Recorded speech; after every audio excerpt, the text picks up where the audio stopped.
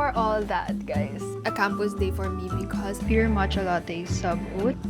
I'm gonna try to find.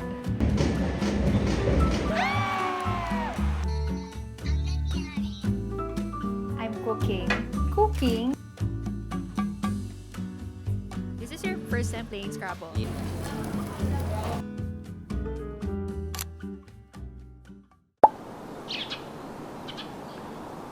Hi everybody! Good morning! Happy Sunday! It's almost 10 a.m. Usually Sunday yung parang reset day ko. Talagang iprepare ko na yung sarili ko for the week ahead. I just slow day. I really don't want to push myself too hard. So talagang chill lang for today. But I wanted to vlog kasi I am planning to go to a cafe today and just look at my calendar, i-plan out yung days ko for next week. So that's usually my routine every Sunday. But for all that, guys, can you guys see? Super daming pinadala ng DJI for me to try out. So they sent over the DJI Osmo 360 handle selfie stick, extended carbon fiber selfie stick, another selfie stick, the mic mini. Guys, alam nyo na ito yung wishlist ko nung Christmas kaya ito yung niregalo sa akin ng mom ko. I can't wait to use this lalo, yung Osmo 360. I believe ito yung talagang yung makikita nyo talaga the whole thing from above. I feel like this vlog you'll be seeing a lot of me working sa laptop ko. For today, let's just focus on what we can do para hindi tayo ma-burn out. Bringing this bag for today. This is from Charles & Keith. And surprisingly, mas prefer ko na siyang dalhin compared to my Lacoste. Kasi yung sa Lacoste wala pang laman, sobrang bigat na niya. Bringing my laptop, of course. Oh, a lot of you guys are asking where I got my laptop case. It's from Casetify. I'll try to put a link below. Con niya lang is mabigat na siya talaga, yung actual case pa lang. But it will really protect your laptop. Kaya feeling ko, tiis na lang talaga kapag dinadala yung laptop. Inside, I have this Sunnies Studios pouch. Dadalhin ko na rin yung headphones ko just in case maraming tao. And kailangan ko talagang lock in. Wala talaga akong naririnig. What else? I'll bring my notepad as well. Ang cute niya lang. And of course, a pen. And yun, I think wala naman ako nakalimutan. Magbubook na lang ako ng Grab. Okay, let's go.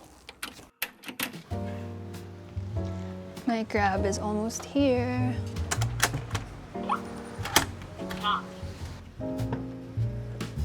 Sir Robert po.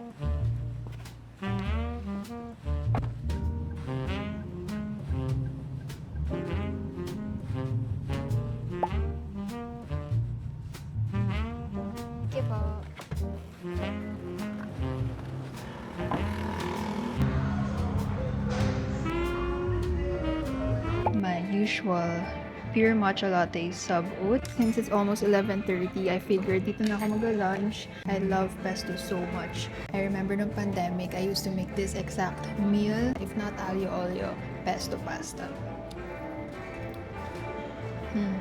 Ito yung favorite branch ko ng Starbucks kasi super konti ng tao dito. Pag mga gantong oras, wala talagang tao. As an introvert. Let's try their matcha. Na parang hindi ko pa natatry yung matcha before.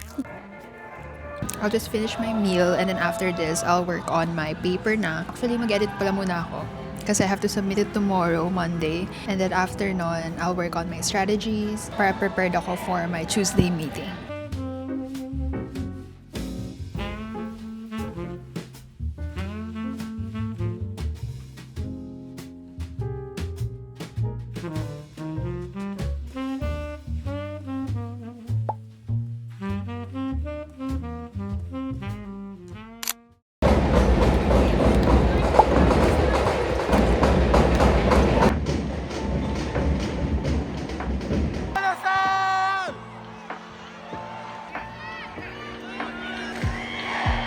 Feel like falling deeper, colder nights that never share.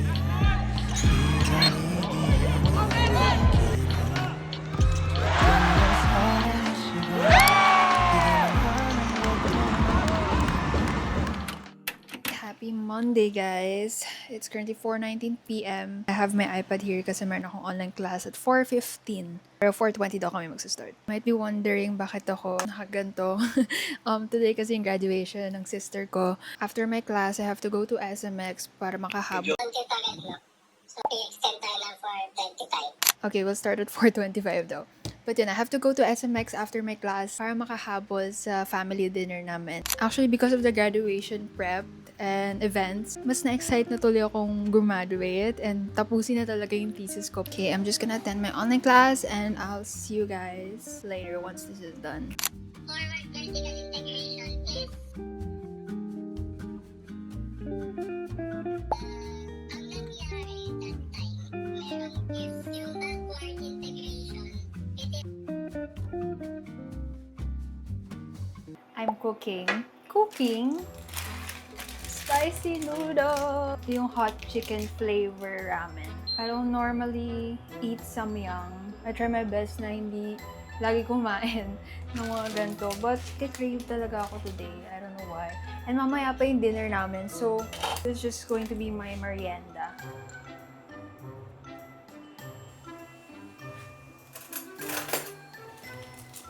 And then, I'm gonna add cheese.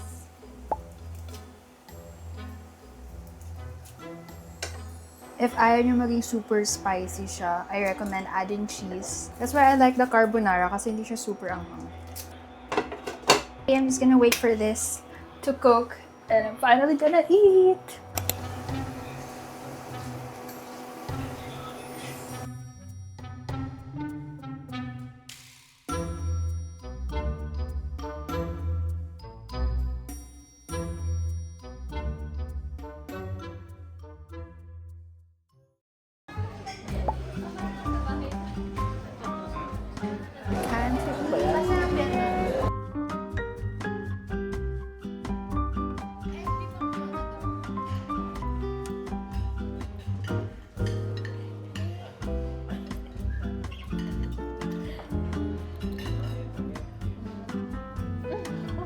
Do the 6-7. Yes! 6-7!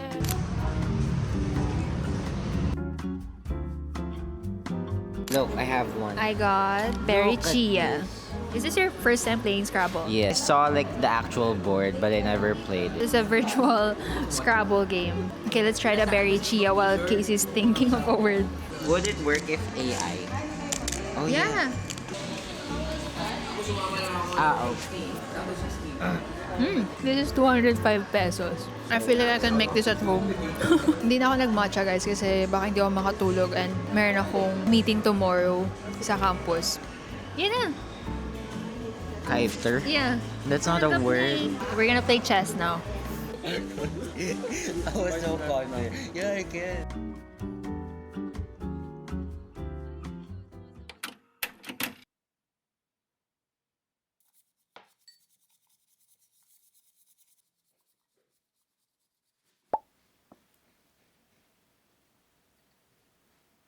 It's 8:59 a.m.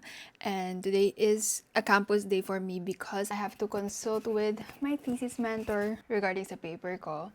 So yun, excuse the bare face. Gumikap pa lang tayo and wala akong tulog last night. I was doing my thesis. This is my lip balm. Lip Ice. I like it kasi magic color siya. It's like clear, pero it gives that pink tint. Since wala nga akong tulog last night, mag-eye cream din ako. This one is from Face Republic naman. I love this. Blooming Collagen Eye Booster. Basically an eye cream, pero it has collagen. I just apply a thin layer under my eyes before I do my makeup.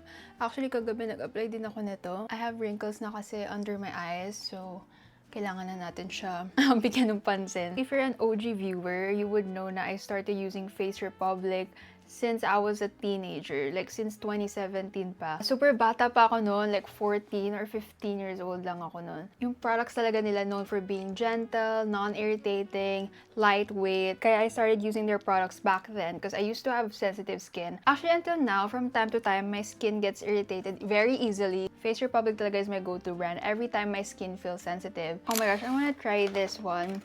I got a new mascara from Heroine make. When we went to Japan, I bought this kasi ubos na rin yung brown mascara ko from them. It also comes with a freebie, Heroine make eyelash serum. I don't know if kailangan ko ba siya i-mix. I don't know. I'll just use the normal mascara for now. Lately, na-enjoy ko mag-mascara before I put on my foundation. Parang feeling ko gising na yung mata ko kapag meron na akong lashes. So, mas na-enjoy ko mag-makeup kasi parang tapos na yung eyes ko. I don't know if it's just me, guys. Anyway, okay, let's do our skin prep. I'll be spraying first this one from Face Republic as well. Blooming Essence Rose Mist. Hindi ko alam kung visible pa ba yung pink sa inyo. Wait lang. Kasi paubos ko na to. This will just give me that glowy base before I start putting on my skin tint or foundation. I also like spraying this sa brushes ko para mas smooth yung application ng skin tint. Depends. For everyday, I just use a skin tint. I like this one from Lucky Beauty. I'm in the shade Vanilla. I know, wala pa akong nilalagay, but like, look at the glow. Pump lang ako konti here. So, I'm just gonna apply a light layer of skin tint. Since sa campus lang naman, hindi na ako mag-heavy makeup. And 1 hour lang usually yung consultation ko with my thesis advisor. Actually, fun fact, I got to intern with Face Republic last September 2025. Like, last year lang. Full circle moment talaga. Because imagine, from being a creator, naging intern ako sa kanila. Until now, I'm still a loyal user of Face Republic. Meron din ako inattendan na beauty event sa Seoul. Tapos, na-meet ko dun si Sir Johan, yung owner mismo ng Face Republic. I remember meron akong clip nun sa Korea vlog ko.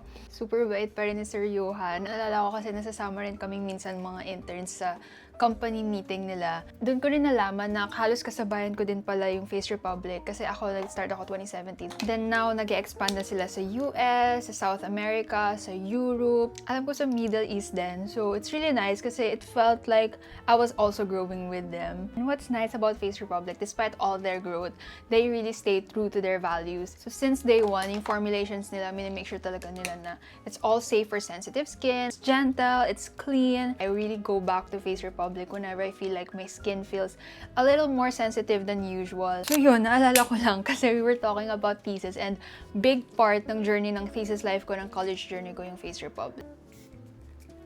This is my full makeup look for today. Very simple but may glowy finish pa rin. Okay, I'm gonna get dressed now, fix my bag, and I'll just see you guys on campus.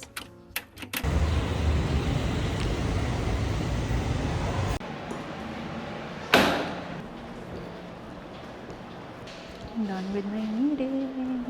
Going to the library now. I'm gonna try to find a book.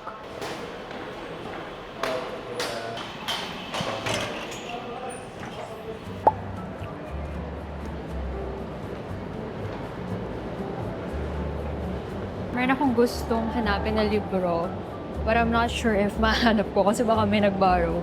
Pero yun, I'm done with my meeting. It was a very productive meeting. Hopefully, nandito pa, guys. After this, I might go to MOA to get my eyebrows done.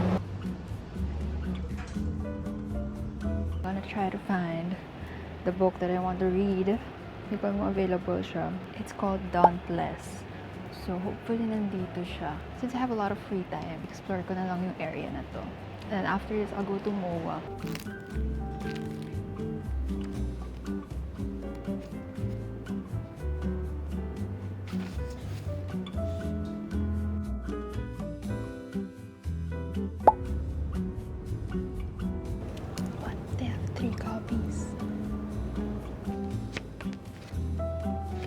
Try to find a self-checkout dito sa library because I heard there's one sa floor na to. So yun, I'm so excited to read this. After I check out, I'll go to MOA because I'm gonna get my eyebrows done for our trip next week. That's gonna be so exciting. So after I get my eyebrows done, I might go to a cafe because I need to edit a video na isasubmit ko tomorrow sa client. So yun, that's the plan.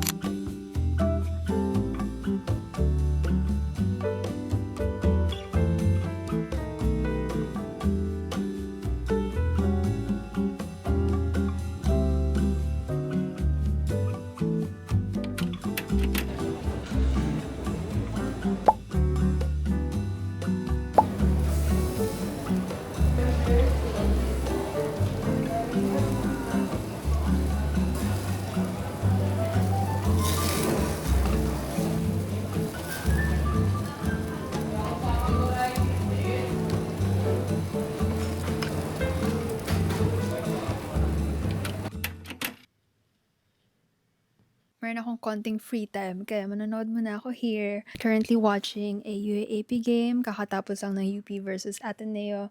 And next game is DLSU versus UST. Kaya I'm gonna watch. Grabe, umabot ng set 5. I realized the reason why I love watching volleyball games. First, syempre, I want to support Lasal. But also, parang nai-immerse ako sa game. My mind is focused lang talaga sa nangyayari sa game. And I think that's healthy also kasi natitrain yung mind ko to just focus on one thing. So I think tip ko yun for you guys. Try to find a hobby, any activity that will train your mind to just focus on one thing. For me, it's volleyball or playing the piano compared to just scrolling on TikTok and Instagram. So yun, just gonna watch volleyball now and enjoy my free time.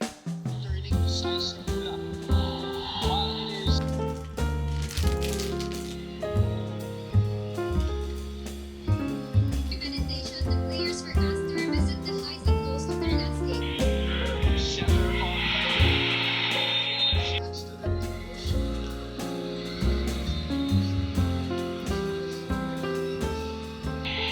Under Coach Emil, always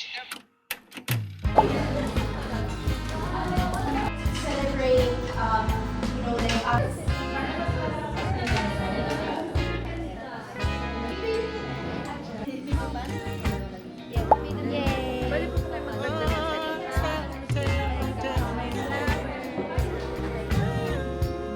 How can I get through?